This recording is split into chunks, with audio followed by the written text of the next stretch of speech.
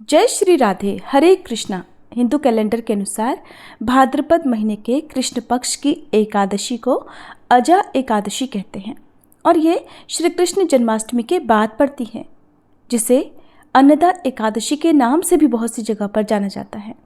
इस एकादशी पर भगवान विष्णु के उपेंद्र स्वरूप की पूजा आराधना की जाती है और रात्रि जागरण किया जाता है। भादो महीने की एकादशी और द्वादशी तिथि अपने आप में महत्वपूर्ण है। एकादशी के दिन भगवान विष्णु की पूजा करके उपवास रखा जाता है। वहीं भादो मास के कृष्ण पक्ष की द्वादशी तिथि को वत्स द्वादशी के रूप में या बछबारस के रूप में जाना जाता है।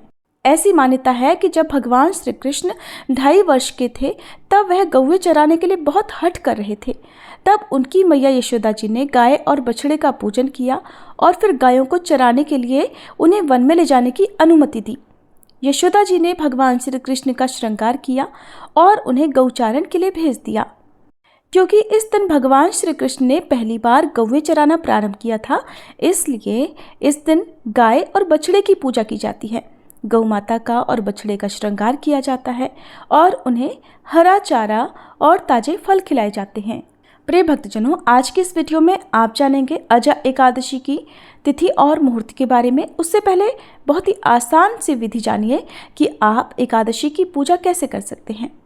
अजा एकादशी के दिन सुबह सूर्योदय से पहले उठना चाहिए, लेकिन व्रत रखने वाले भक्तों को दशमी तिथि के दिन कुछ बातों का ध्यान रखना जरूरी होता है। जैसे कि दशमी तिथि को सूर्यास्त के बाद अन्न ग्रहण नहीं करना चाहिए और जो महिलाएं हैं या कन्याएं इस व्रत को रखती हैं उन्हें सिर से स्नान भी एक दिन पहले कर लेना चाहिए और फिर मन में ये संकल्प करके सोना चाहिए कि अगले दिन आप विधि विधान से एकादशी का उपवास रखेंगे। फिर एकादशी के दिन सुबह जल्दी उठकर घर की साफ सफाई करें। झाड़ू पोछा लगाने के बाद पूरे घर में गंगा जल का या गौमूत्र का छिड़काव करें। फिर शरीर पर तिल और मिट्टी का लेप लगाकर कुशा से स्नान करें। स्नान करने के बाद एकादशी व्रत और पूजा का संकल्प लिया जाता है। उसके बाद दिन भर निराहार व्रत रखा जाता है। इस दिन भगवान विष्णु की पूजा और भगवान श्री कृष्ण की पूजा का विधान है। अपनी सामर्थ्य के अनुसार एकादशी के दिन कुछ न कुछ दान जरूर देना चाहिए। एकादशी के व्रत में किसी भी प्रकार का अन्न और खास तौर पर चावल या चावल से बनी वस्तुओं का सेवन नहीं किया जाता है, इसलिए आप इस बात का तो ध्यान रखें। लेकिन जो लोग निराहार नहीं रह सकते वो एक बार फलाहार ग्रहण कर सकते हैं। पूजा करने के लिए घर में आप मंदिर में पूर्व दिशा की तरफ मुंह करके या किसी साफ जगह पर गौमूत्र छिड़क कर वहाँ गेहूँ रखें। फिर उस पर तांबे का या फिर मिट्टी का कलश रखें। लोटे को जल से भरें, उस पर आम या अशोक के पत्ते या फिर डंठल वाले 5 पान रखें। उसके ऊपर पानी वाला नारियल रख दें। इस तरह कलश की स्थापना करें। नारियल की जगह पर आप भगवान विष्णु की प्रतिमा या तस्वीर की भी स्थापना कर सकते हैं। एक चौकी लें जिसके ऊपर भगवान विष्णु की प्रतिमा माता लक्ष्मी जी के साथ विराजित करें और उसके बाद आप सच्चे मन से मंत्रों का जाप करते हुए धूप दीप जलाकर भगवान विष्णु को चंदन का तिलक लगाकर पुष्प अर्पित करते हुए पूजा करें। हाथ में पुष्प लेकर व्रत की कथा पढ़े अथवा सुने। सबसे अंत में कपूर जलाकर आरती करें और सुबह केवल फलों का ही भोग भगवान को अर्पित करें। ध्यान रखें, तुलसी का पत्ता भोग के साथ जरूर रखना चाहिए। भोग में आप पान, सुपारी, इलायची या फिर सूखे मेवों का भोग भी भगवान को अर्पित कर सकते हैं। इस व्रत में एकादशी की कथा सुनने मात्र से ही अश्वमेध यज्ञ का फल मिल जाता है।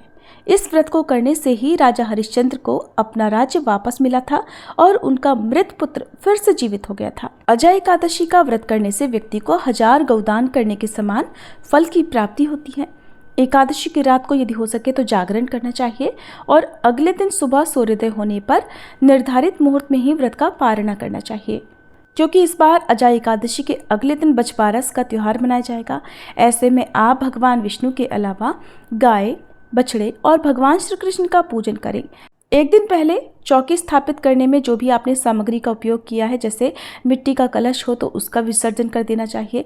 यदि धातु का कलश है तो उसके जल का विसर्जन करके जो आम या अशोक के पत्ते हैं उनका भी विसर्जन कर देना चाहिए। जो गेहूं आपने कलश के नीचे रखे हुए हैं उन्हें आप उसमें और गेहूं मिलाकर किसी योग्य व्यक्ति को दान में दे सकते हैं। और यदि हो सके तो आज आप किसी वैष्णव को अपने घर पर आमंत्रित करके उन्हें सात्विक भोजन कराएं और उनका आशीर्वाद लेकर अपना व्रत पूर्ण करें। इस बार 29 अगस्त गुरुवार के दिन अजा एकादशी का व्रत रखा जाएगा। व्रत सुबह से प्रारंभ होकर अगले दिन सूर्योदय तक रहेगा। गुरुवार के दिन पड़ने वाली एकादशी अपने आप में बहुत ही शुभ और फलदायी मानी जाती है। इस दिन आप भगवान विष्णु के साथ केले के पेड़ का पूजन भी करें। एकादशी तिथि प्रारंभ होगी 28 अगस्त बुधवार की मध्यरात्रि 1:20 से, जो कि 29 अगस्त गुरुवार के दिन सारा दिन रहेगी और गुरुवार को मध्यरात्रि 1:37 पर समाप्त हो जाएगी।